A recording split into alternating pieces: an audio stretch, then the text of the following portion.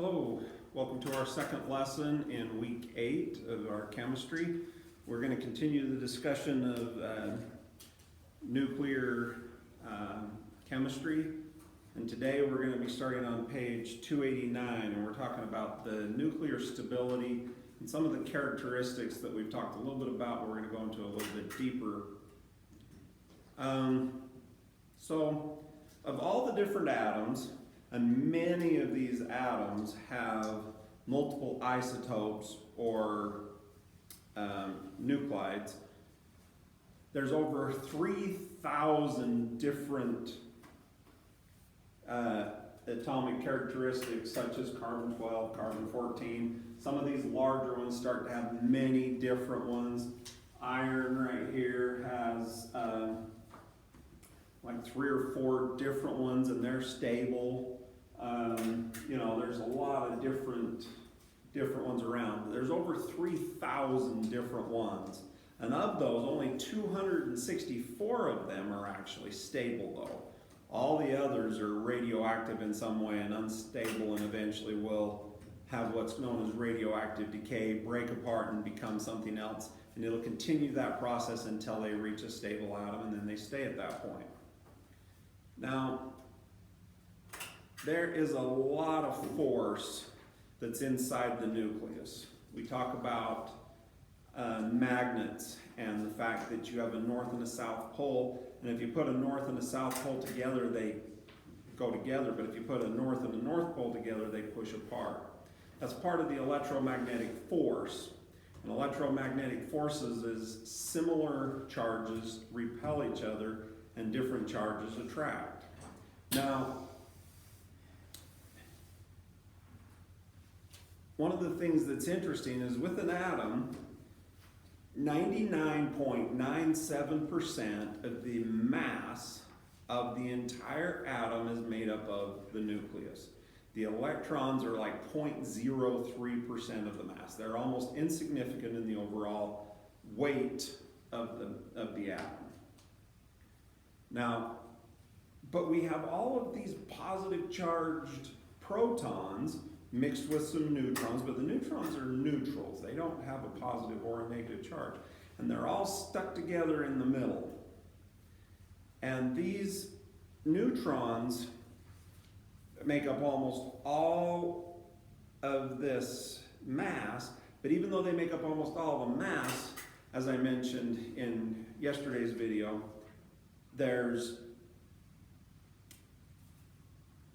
it's still very small compared to the entire size of the atom. And I said if it was about this size that the nearest electron would probably be down by Mona reservoir or whatever. But if in the book it states that if the nucleus was the size of a marble, then the electron shell would be clear out and fill the entire football stadium. The size of the entire volume of the atom is about 1 trillion times the volume of the nucleus. So the nucleus is insignificant in size, even though it's almost all of the mass of the atom. Now, another way of expressing this, it's very, very dense in the nucleus, and it's about 25 trillion times more dense than lead is. So you have a lead atom, which is considered a super dense element, but the nucleus is 25 trillion times more dense. And another way of looking at it is if you could take a 12-ounce soda can and fill it clear full with just nucleuses. So it was packed clear full of nucleuses, a 12-ounce can. It would weigh 100 billion tons. That would be, if it was solid lead, compared how much 100 billion tons of a solid lead would be, is that would be a cube that was 1.3 miles cubed. So that's 1.3 miles tall, 1.3 miles wide, 1.3 miles deep, of solid pure lead would weigh about 100 billion tons. And that would be a soda pop can filled with just nucleuses. So, opposite electrical forces attract each other, similar ones push against each other. Now,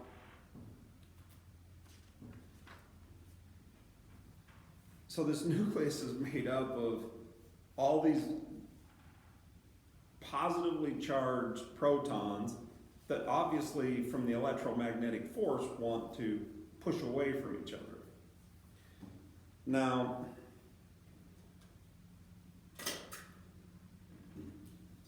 and one thing with the electromagnetic force is when you take a magnet, the two north poles, and you put them out here, you don't even hardly feel it.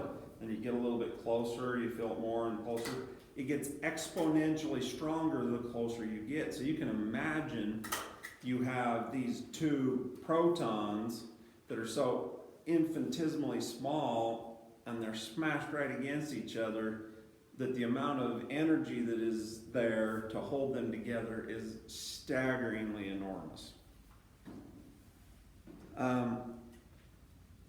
So two protons that are 10 to the minus 15th centimeters, so that's 10 to the minus 15th centimeters apart,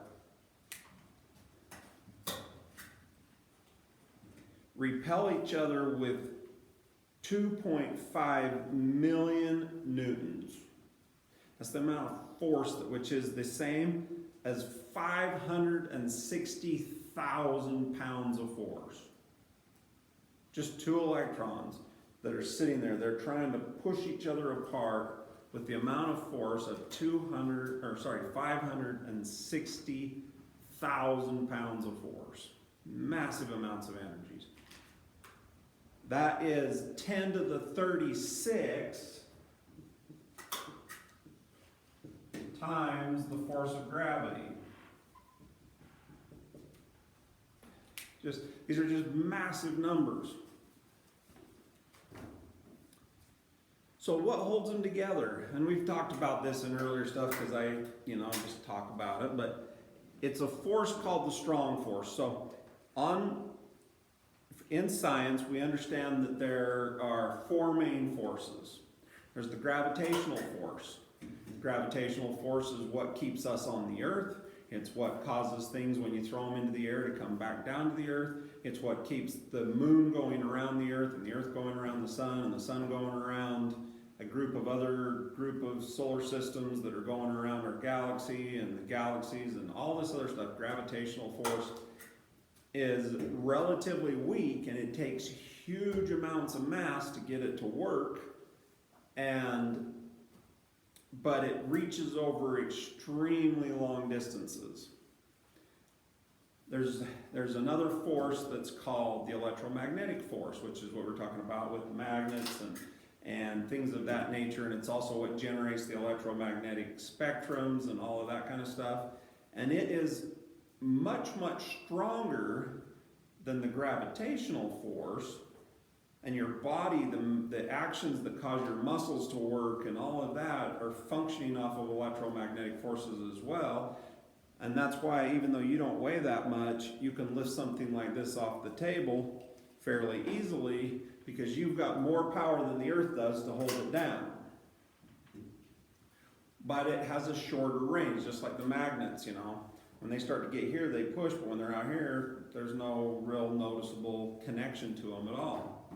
There's another force that I don't understand a whole lot about, and it's called the weak force, and it's inside the atom mostly with regards to electrons. I don't know that it has hardly any significant effects on almost anything that we understand at this time scientifically. But the fourth force is called the strong force. It's really imaginative, it's the super strong force. So the strong force is what is inside that keeps these protons held together. because even though they want to push apart from each other with the force of 560,000 pounds of force, the strong force holds them held together. Now the strong force, as with the electromagnetic force in that, the fact that it's super, super strong, but it only works over very, very small distances. Much smaller distances than the electromagnetic force, and the electromagnetic force is stronger than gravity within short ranges, but doesn't reach out of gravity. So it's kind of that stepping process. So this strong force acts to hold all those protons and keep the neutrons all locked together, and they're just held there. And if they're in the right combination and the right balance, they're completely stable. Your standard oxygen and hydrogen and water will just sit there and be happy for forever, basically. But when they're in an unstable, or the environment gets just so that they're not completely the way they want to be, then they become radioactive, like we talked about yesterday.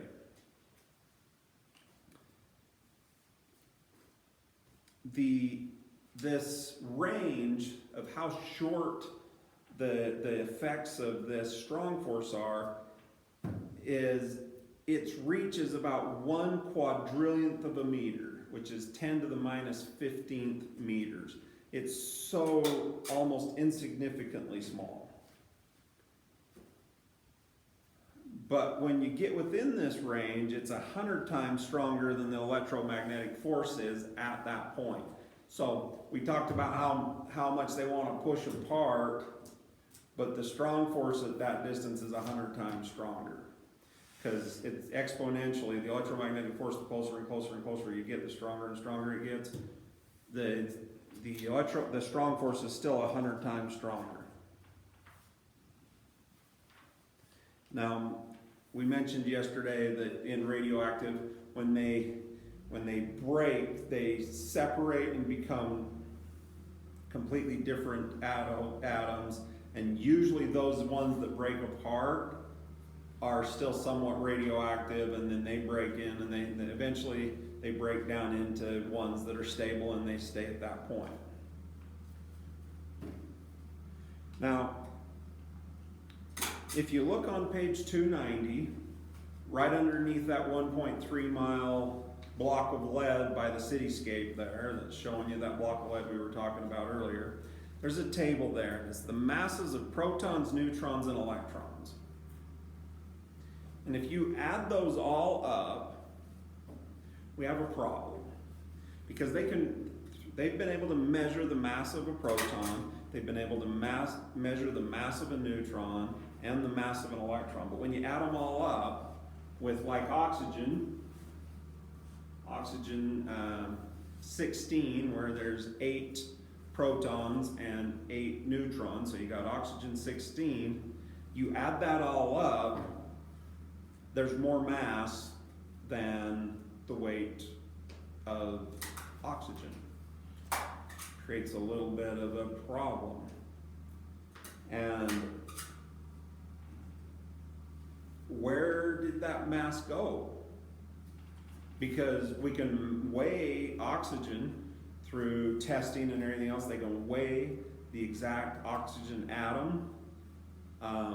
They know exactly how much it weighs, and if they take a separate proton and weigh it, and the way they weigh those kinds of things is through these super colliders and stuff that they have, where they accelerate single particles at very high speed, and then they run them through an electromagnetic deflector, and if it has a certain amount of mass, it will deflect a certain amount. If it has more mass, it will deflect less, because it takes more force, which we'll learn in physics next year. It takes more force to get that mass to move as far, or if you have the same force, it won't move as much. And so they can very accurately determine what the mass is. And so they know if you accelerate oxygen through this thing and deflect it, it's going to deflect a certain amount. And so they've done all of this, but it doesn't add up. Now, a man by the name of Einstein, Albert Einstein, I'm sure you've heard his name. He was one super brilliant individual, that came up with a theory called the theory of relativity, and one part, not the whole thing, but one part of that theory of relativity is an equation that's known as E equals mc squared.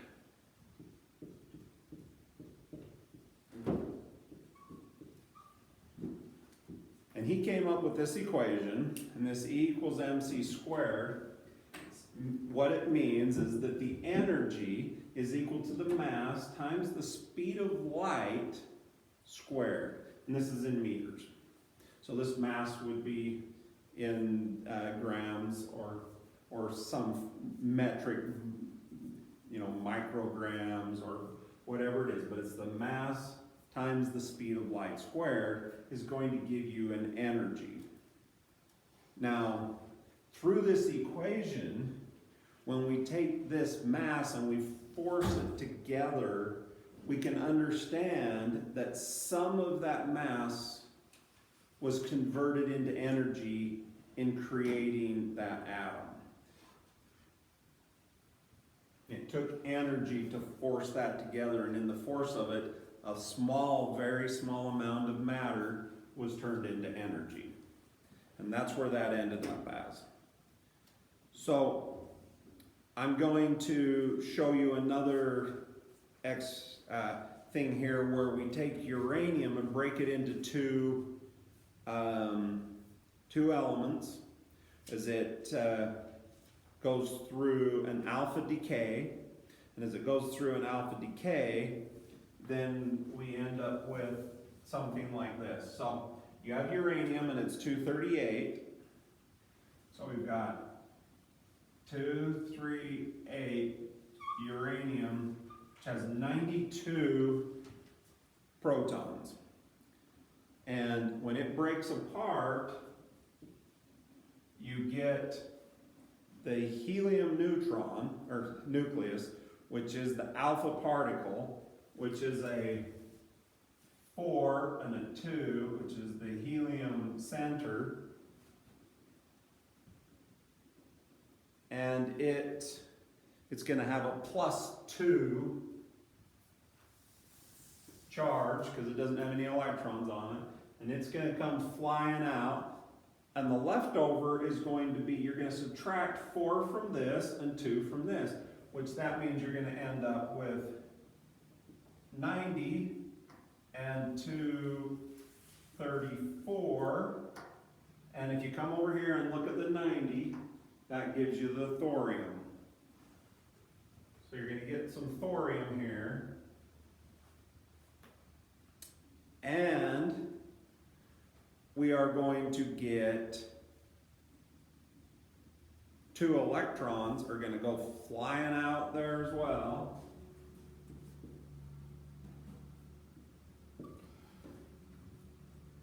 So 2 electrons are going to go flying out. And we're going to get a bunch of energy. So that when this breaks apart naturally, and it finally just breaks apart, and you get the alpha particle, you get some electrons, so you're getting alpha and beta particles.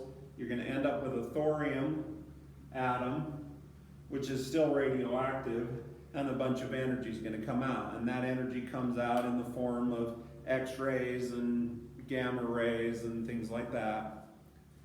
And when you add up all the energy and all of these particles, all the mass that's there, you have what's known as the conservation of matter and energy.